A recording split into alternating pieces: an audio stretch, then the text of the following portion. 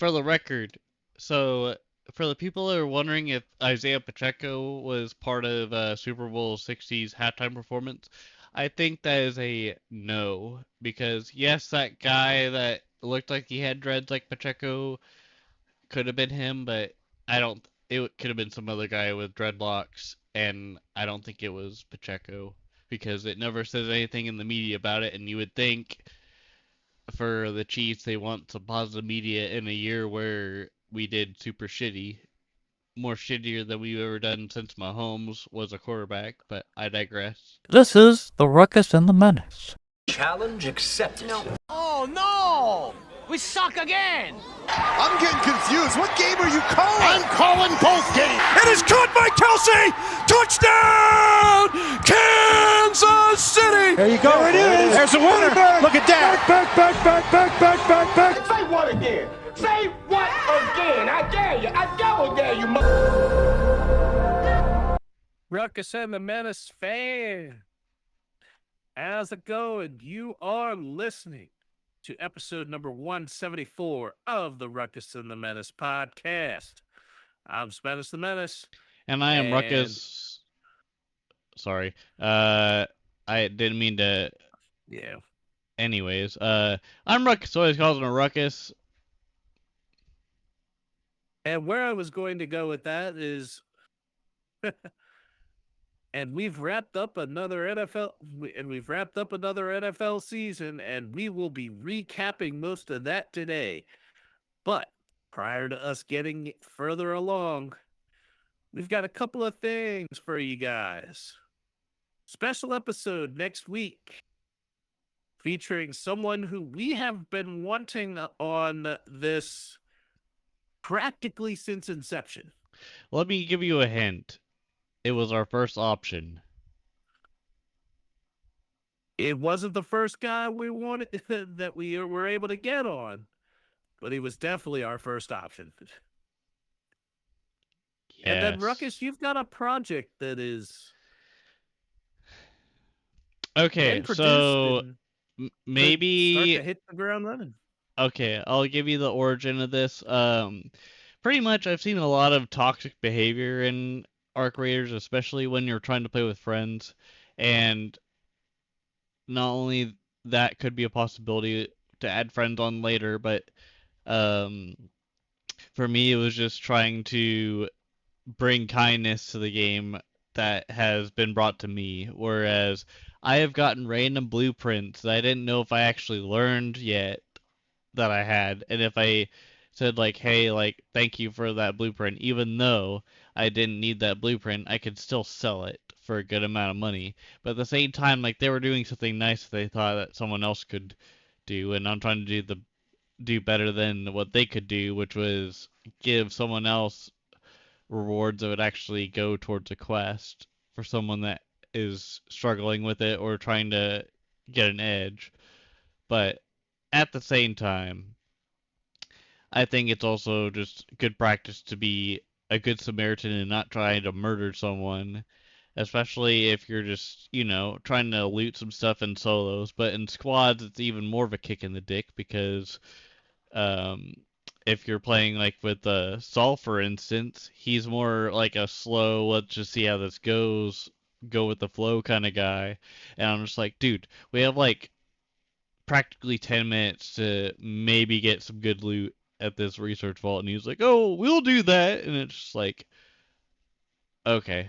Anyways, I'm trying to help him but also help others is my point, and I hope that you enjoy the series. I'm not going to say when the first episode drops, but maybe sometime, maybe this week or next week, we'll just have to see. But I do have Salty Waters as a feature in one of the episodes. Stay tuned.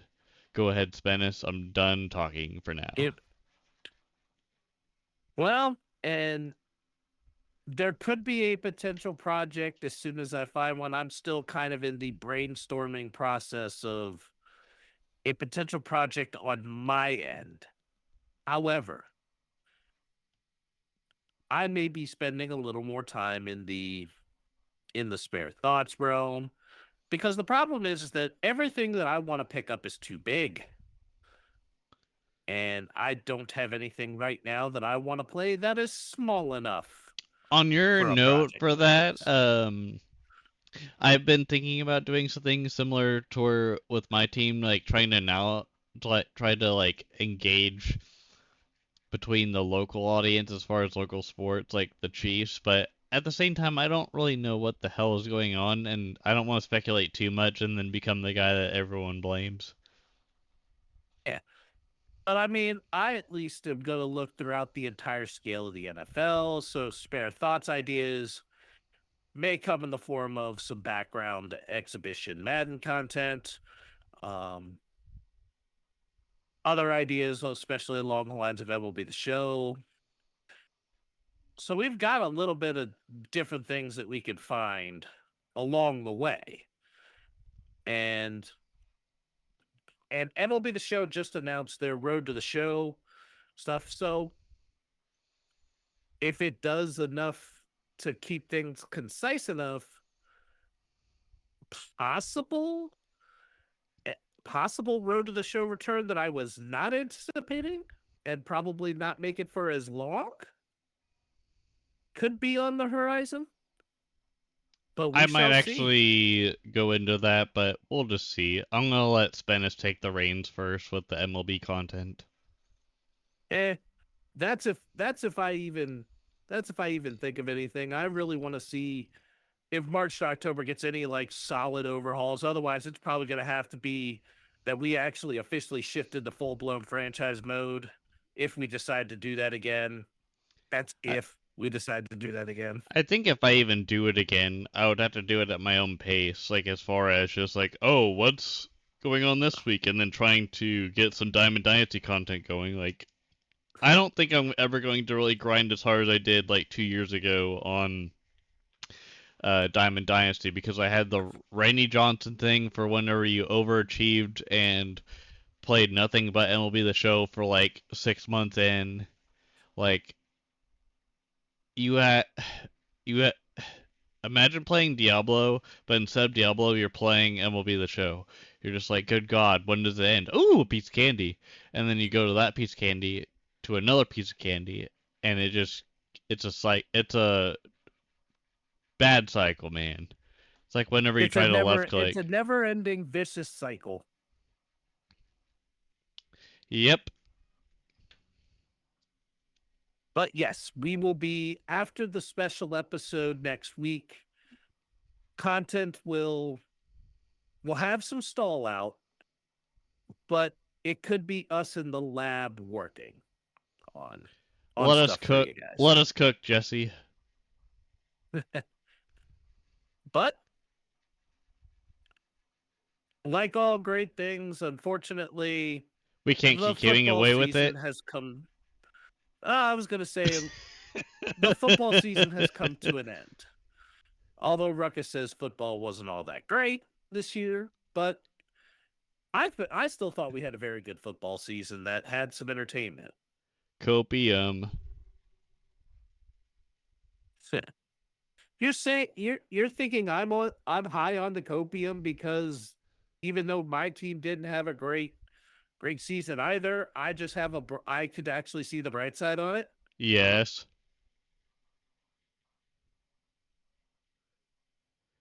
It's Who like the F I love my knows about the Chiefs in 2026? I don't think anybody does, but they like to talk out of their ass about it. That's for sure. But go it's like ahead. I love my team, but I'm not I'm not gonna yuck anybody's yum and not celebrate with teams that deserve it.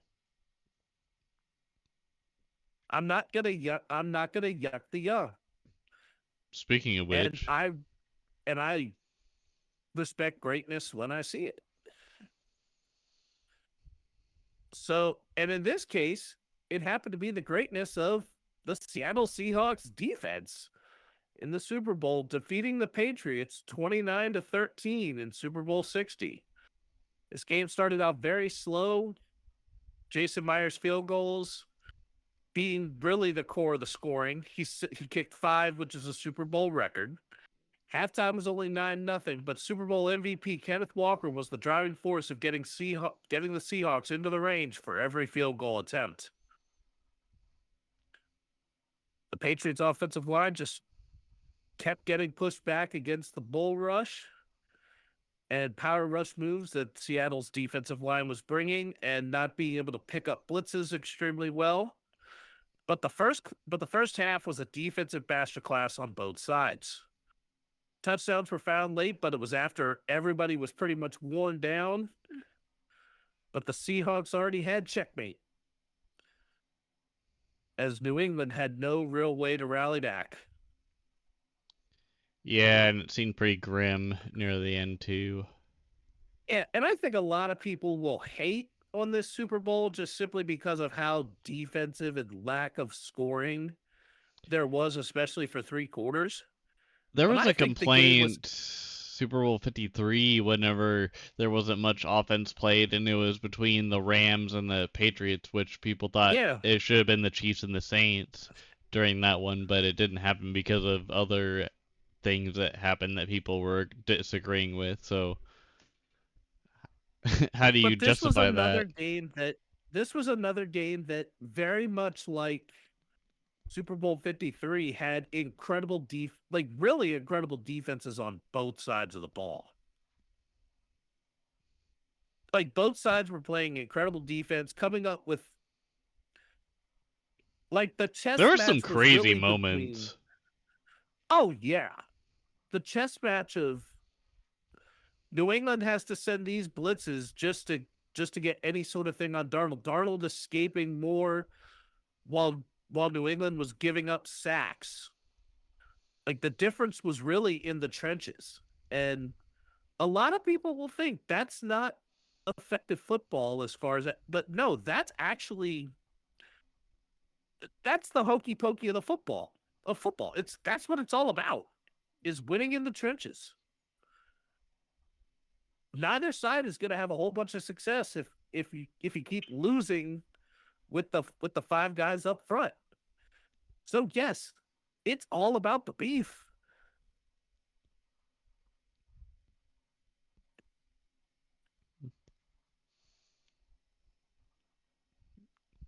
Let's keep going. I don't have anything Yep. else to add. And on that note, we can roll right in to the Eastwood segment of our good, bad, and ugly tumbleweed cowpokes. Here we go. For some goddamn reason, I had to sneeze, so that's why I tried to mute my mic. Anyways, I'm not trying to call the Ruckus that. Uh, God damn it. Isn't tight. Yep.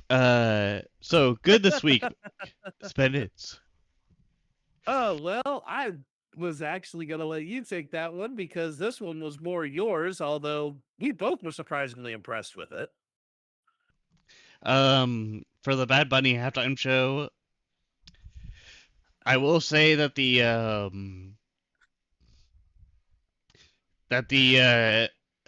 God damn it, this is really hard to do when you're trying to sneeze. Go ahead, Spinnis.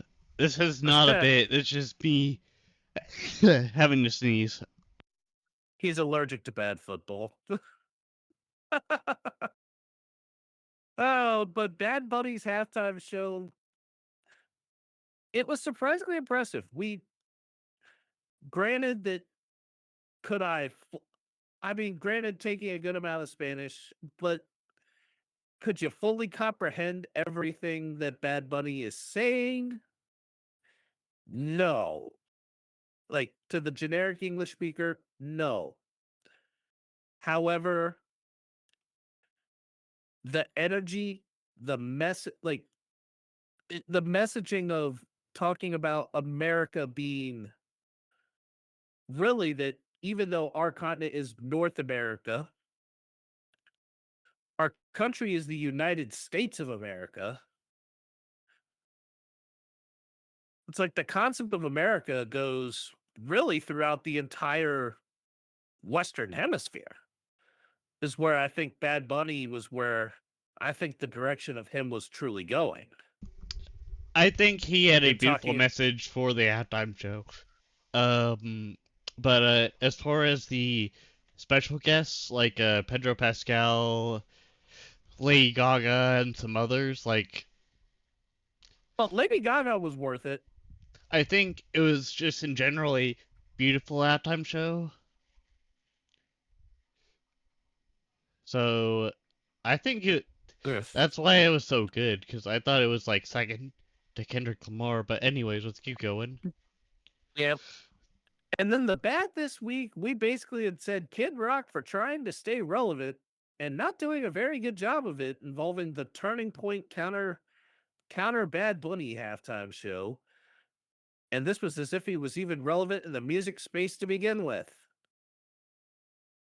Yes, I do understand that Kid Rock had a time of really being prevalent between 1997 and 2003, had a fall off, came back briefly in the early 2010s. I get it.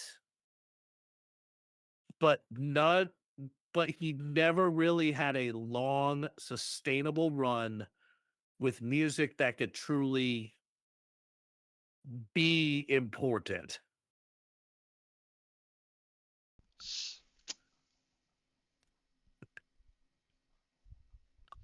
And I'm You're- thinking you've got nothing here, Ruckus. Um, I feel like the bang to bang that he was talking about was him banging on random things as he was high on meth or whatever he was on, while people were wondering who this guy was, and then they realized, oh shit, it's Kid Rock, and then TMZ probably had him at some point. Who knows? But I mean, the Turning Point show had, of course, Brantley Gilbert and Lee Bryce as well. But it's one of those things where it's like, okay, I understand why you want to do this type of thing,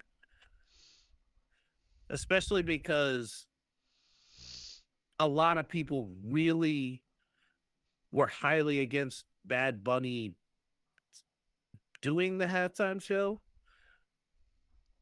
I But wasn't at the really same time, against for Bad me, Bunny. I think for me, it was just, was I necessarily feeling it going in? No. Can I tell you a Did I story? want, I'll let you roll. So I watched the Super Bowl 60, mostly television coverage for it, but I watched the halftime show with them, and my neighbors are Mexican, by the way, and obviously they know Spanish. So whenever I was listening to the song, my neighbor was translating what the song meaning was, and I was like, that's pretty cool. That'd be something good to know. Like if you had like an AI that could do that, to where you didn't have to rely on somebody, but Yeah. it still has a good touch to it. Like, but yeah, like it was definitely. I can see why people would say it's hard to say it, but at the same time, if you actually were interested, you would probably try Yeah, like to if you know the had like lyrics and really that shit solid rather than intrigue. pretend. Yeah, That's I where think I that that's where is I have an issue definitely. with it, but other than that, that's about it. Yeah, I wish there People will was not more. change. I will say that for the Bad Bunny side, the only thing I wish is that I wish there was more done. There was more done in advance to try and be able to allow room for people who may not understand Spanish, or kind of the way that Bad Bunny is wanting to direct certain things along, into understanding it. Like Yeah, understanding where I think his visuals were the pretty language damn barrier. good. Yeah, the language barrier and the message was Bad Bunny where did a the hell of a job. And for the record, so for the people that are wondering if Isaiah Pacheco was part of Super Bowl 60's halftime performance, I think that is a no. Because yes, that guy that looked like he had dreads like Pacheco could have been him, but I don't. It could have been some other guy with dreadlocks, and I don't think it was Pacheco because it never says anything in the media about it, and you would think for the Chiefs they want some positive media in a year where we did super shitty. more shittier than we've ever done since Mahomes was a quarterback, but I digress. Let's Yeah, go to but the I don't even downright know. I ugly. don't even. I don't even know if necessarily Pacheco had a reason to be there. Well, he was the best friend of Bad Bunny, so that's why my Yeah, mom was yeah, I wondering. could see there was a reason why Pacheco could possibly be in it, but I was saying like beyond that. Yeah, because they're best buds, but she just Yeah. assumed. So, but that's okay. Like I don't blame her. He looked pretty. The guy they show in the photo looked pretty similar. So Yep. I don't blame her. It's just like to me, I was like, well, I don't know, but I'm not going to confirm it or deny it because we'll wait till the next day when big press comes along with it because you know how they are. Yep. And our ugly, the downright ugly, and this story is bonkers. Go for it. Goes to Atlanta Falcons rookie James Pierce Jr. Concludes his rookie season with a bang. Not necessarily a good kind, as he allegedly crashed his vehicle into the one being driven by WNBA player for the LA Sparks, Rick A. Jackson, multiple times, struck a police officer with the vehicle while evading arrest, according to a criminal complaint in Miami. Pierce was arrested Saturday in Florida on 5 felony charges, and this is where it gets crazy. Aggravated assault with a deadly weapon, aggravated stalking, aggravating battery of a law enforcement officer. At grand total of 5 total counts.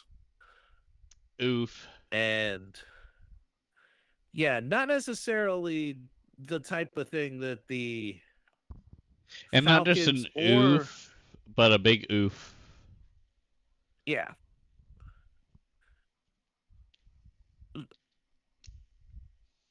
It's insane. Pure insanity is what it is.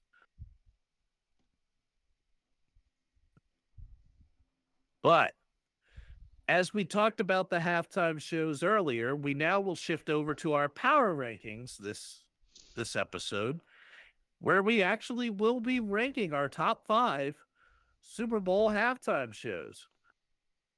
I also considered Super Bowl 35 with Aerosmith and NSYNC. Ruckus considered Super Bowl 43 with the boss, Bruce Springsteen. Glory days. And then we also both considered episode or Super Bowl 58 with Usher's halftime performance. So Ruckus, let's go straight into our number 5s. My number 5 was Dre. I got something to say. I have Dr. Dre as I think it could have been better if they had more time to do the halftime show, but other than that, like the way they structured it was good, but they could have had more direction to guide them longer because it feels like more like a musical in a sense or a Broadway show rather than like the art that was supposed to be there in the first place. Go ahead. But the hard part with that is that you do have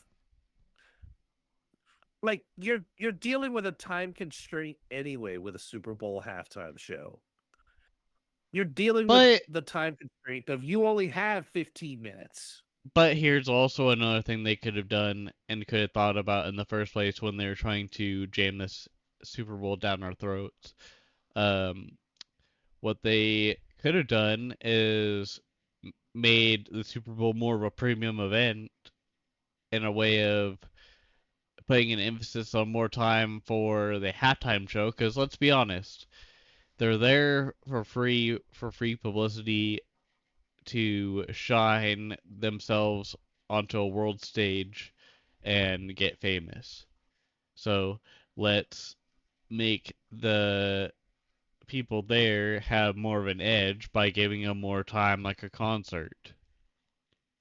Yeah, More time but for at the the same games, more time to recover, more time to think through the plans and have an actual competitive edge for both teams. yeah, but most of the time for a halftime Also, break, a your better average value for halftime the break. fan that's actually there watching the halftime show. That gives more value to everything, I feel. Okay. So an average NFL halftime length is 13 minutes. The Super Bowl goes to a 25 to 30 because of setting up for a for the halftime show. So they're getting double the time, 12 to 15 in reality, 25 to 30 for the Super Bowl.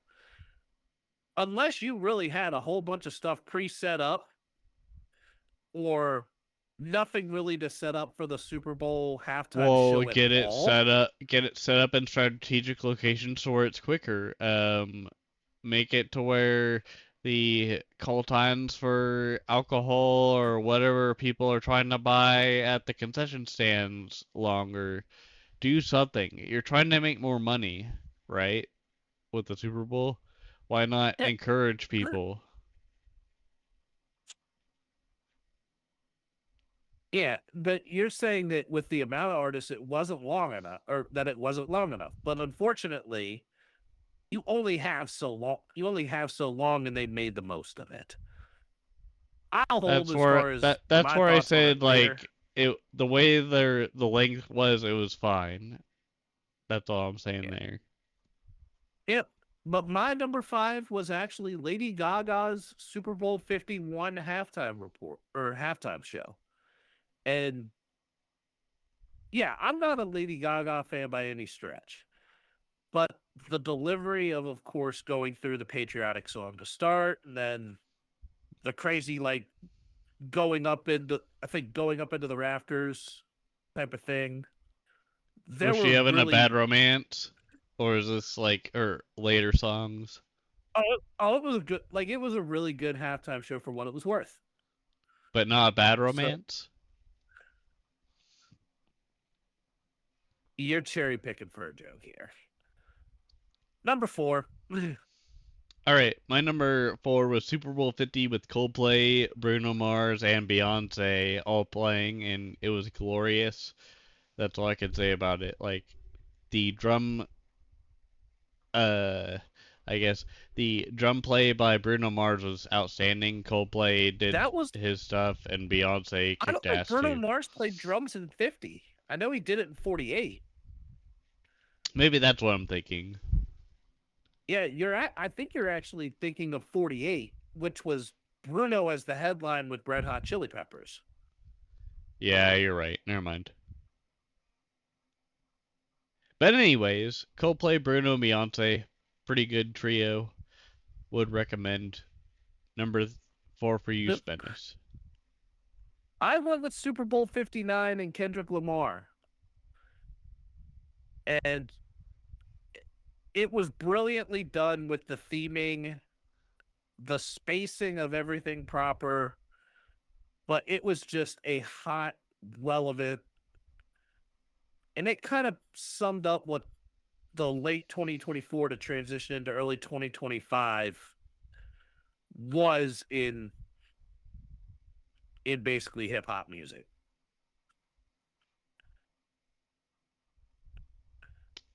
Number All right. 3. So here's a collaboration that could be spot in 4K at some point tonight. So for my number 3, I have Tom Petty, and the reason why I'm angry that about this is because he could have been probably number 1 or 2 next to Prince if, and this is probably going to be a very uh weird take or whatever, but pot back then in 2008 was illegal from what I could tell because it was propaganda from since I was born until I was in elementary school, and then it's gone. And then there was no real talk about, oh, drugs are bad, you shouldn't do them, drugs are bad. But for Tom Petty, the reason why I'm mad is I wish I could have heard him talk about Last Dance with Mary Jane live in like a well-known place that happened. And yes, we got other stuff like Free Fallin', Won't Back Down, which is something that Kirk Cousins swears by to this day. Um, and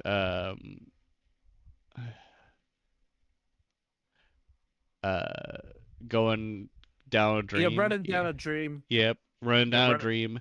Anywho, that was my mad segment. I'm mad they didn't let him play Last Dance with Mary Jane, but I will speed this up by doing my number two, which is what Spennis said, but newer because it could be a bias because this is when the Chiefs got shit faced at the Super Bowl and lost, but Kendrick Lamar was playing in the background, so you had to jam to it. And not to diss Kendrick Lamar, but his music is amazing, but just the way things ended for us in Super Bowl 59, that sucked. But anyways, go ahead, Spanish. yeah.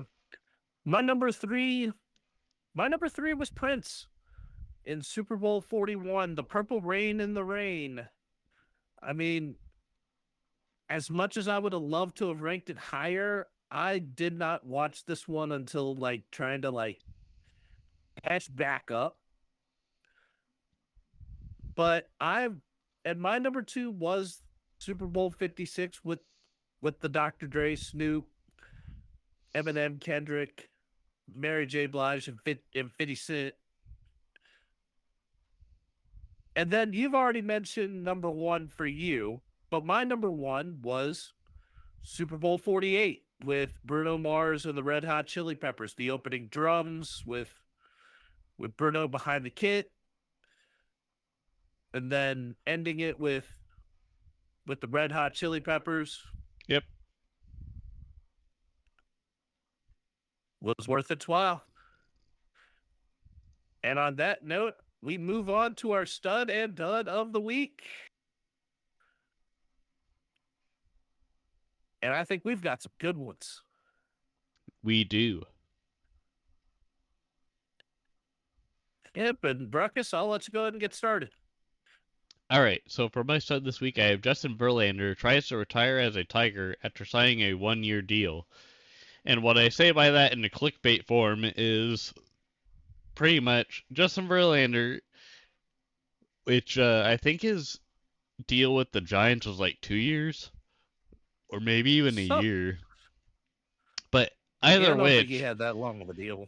I think his legacy is to retire as a Tiger at the end of this season, or maybe next season, depending on how his health goes and just how his seasons go. Because I'll be excited to see what happens with Verlander, kind of like how Clayton Kershaw is technically retired as a Dodger, kind of, sorta, even though he's playing in the World Baseball Classic, but that's hearsay, Your Honor.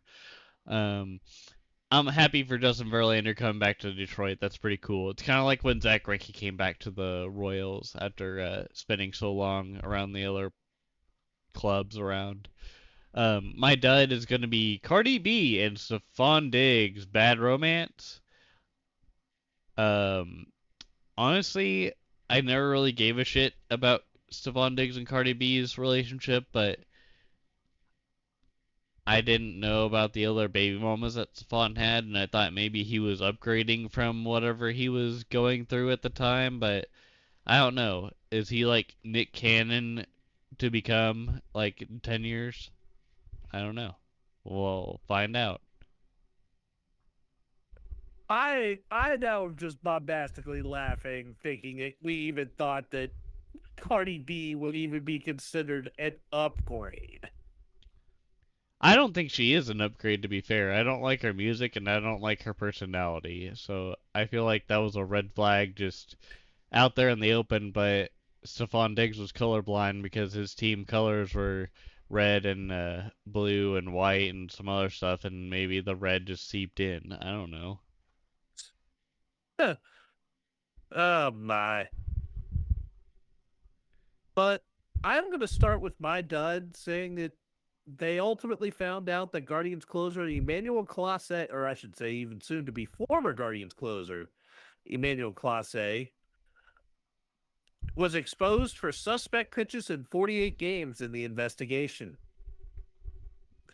As Classe was in a pitch rigging thing, and the fact that you would think that, oh, he maybe, oh, he possibly could have done it like maybe one or two, no, 48 times. Nuh-uh. I think we're gonna be seeing him get banned for life. But my stud, I actually was there at Shepherd Saturday for the announcement of it at halftime at the alumni weekend. But Shepherd University alum and and Bears quarterback Tyson Bagent, who I actually got to dap up while I was out there. Got to dap You up out there know, and kind of get if to if see. if this was a perfect world, I would have said, man, if I would have gotten Bobby Witt Jr. to say, "Welcome to the Ruckus and Menace podcast," and then you would have been like, "Hey, how about Tyson Bagent?" And you were like, "Hey, this is Tyson Bagent, and welcome to the Ruckus and the Menace podcast." That would have Yeah, been awesome. But I yeah, that digress. would have been. Yeah, that would have been sick. That would have been sick had I gotten it. But I think there's always a like, especially with that, because family was there for him for this particular thing. It's like, yeah, there's a time and place. It wasn't it. You could have also said, "Hey, I'm part of a podcast. If you want to, Oh, exchange information later on." You probably oh, could have done oh that low yeah. key. I'm pretty sure. Yeah, if that would have been kept properly low key. But I know that Tyson is. I mean, Tyson's a popular staple around here in the community because of how far he's made it. But I did get to mention, of course, proud of him with of course, earning the extension and everything else. So, Good for him. st- All good yeah, vibes. especially because I've kind of gotten to watch him grow up. So, but he was named one. But my stud for him is that he was named one of the 75 greatest athletes in the Pennsylvania State Athletic Conference. Now, now the list that would kind of go on and on for this. Some notable names on it would be guys like Matt Adams, who was a part of the Nationals in the 2019 World Series. Andre Reed, an NFL Hall of Famer. John Kuhn from Shippensburg and with the Packers. Brent Grimes. Brent Grimes. Josh Koscheck, who was in the UFC. Chaz McCormick from the Astros. John Mobley.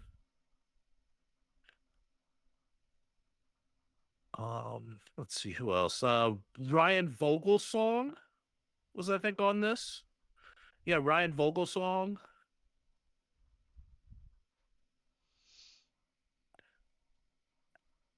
But most notably, and I'm gonna say this right now, it the biggest name, of course, in wrestling for that was none other than Kurt Angle.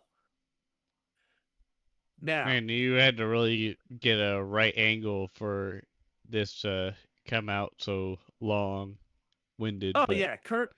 I mean, one of the most notable ones was Kurt Angle, who famously won the Atlanta the Atlanta Olympics gold medal in freestyle wrestling with a broken freaking neck.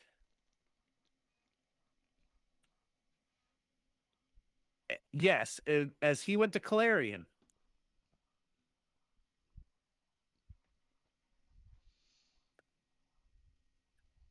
And our final scores for the film room, I again take the film room title.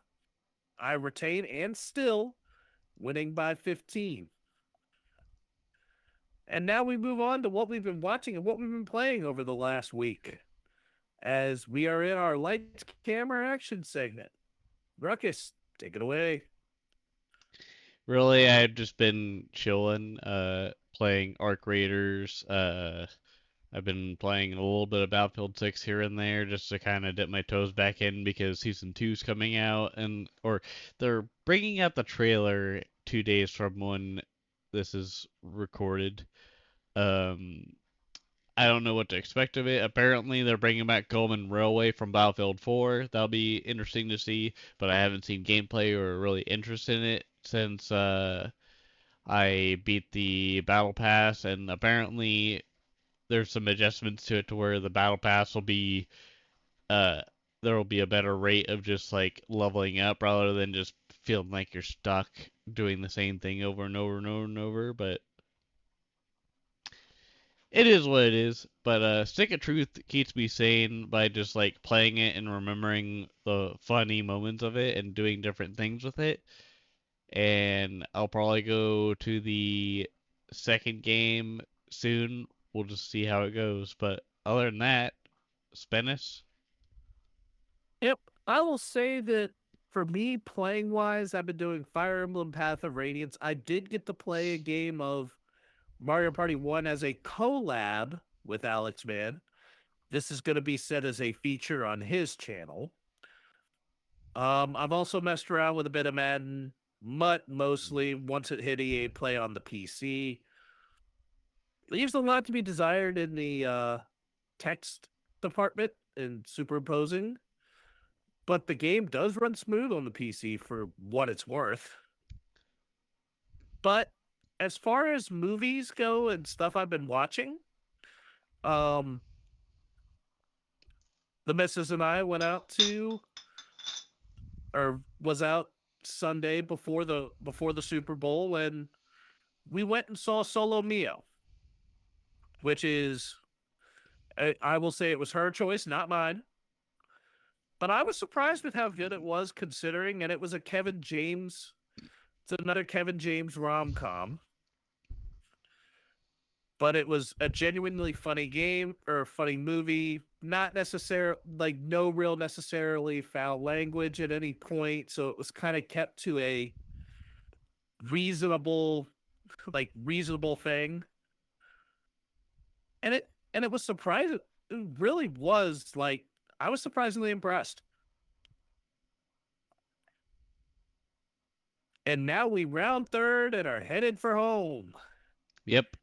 And our first thing is that LeBron is officially ineligible for an All-NBA, ending a streak of 21 consecutive years. Father Time is catching up with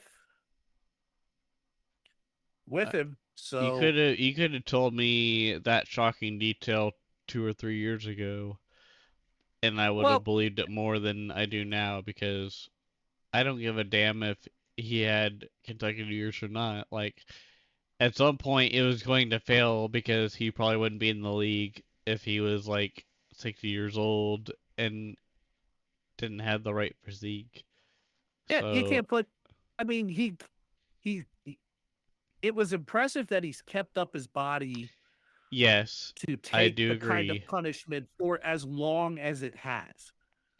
Great job to LeBron. I give him kudos for that, but I'm just saying I'm not surprised, and it could have been Yeah, I'm earlier. not surprised because, yeah, the reason why it's not a surprise is because he's about 42 or, yeah, 41 years old. Doesn't surprise me for one bit. And he's been playing at the professional level ever since he was 18. So it Yep. was bound to happen. And then last but not least, our last major Super Bowl thing, and talking about the commercials. Were there ones that stood out for you? I like the Dunkin' Donuts one, but I still feel a little on edge because of the fact that it looked like it was mainly AI generated with the faces. But it was all right. The Bud Light one was okay with the cheese Yes, the roll. cheese wheel. The The cheese cheese wheel with wheel the for you can. was hilarious. Like I didn't never saw it before, and then I saw them just like ragdolling. I'm like, man, they like dedicated their whole life to this shit, and Yeah, apparently, no, I mean that as soon as I saw that, that was the first image that kind of came to mind. Is that I'm talking about this like English English cheese wheel race where they roll it down the hill. and this is Where they how roll it down a hill. Spennis got his reputation for being Spennis the Menace. Yeah, but like I laughed because it made sense. as to Anyways, why that was the thing. and then for me, I thought it was funny that the Greg in the conversation was a guy that paid for the Michelobs because he was the slowest out of the group, and then he gets Kurt Russell as a as like a as like a sidekick, and he's like, "Hey man, this is how you screw these guys over and get your own Michelobs instead of paying for them like a pansy," and does it in great fashion. So Yeah. good thing you have a Greg, because sometimes he'll be a wussy, and sometimes he'll just kick your ass in the slopes, I guess. I don't know what comes of that, but I would like to know at some point in the future. But we'll put a pin in that for now. Go ahead, All Spanish. right.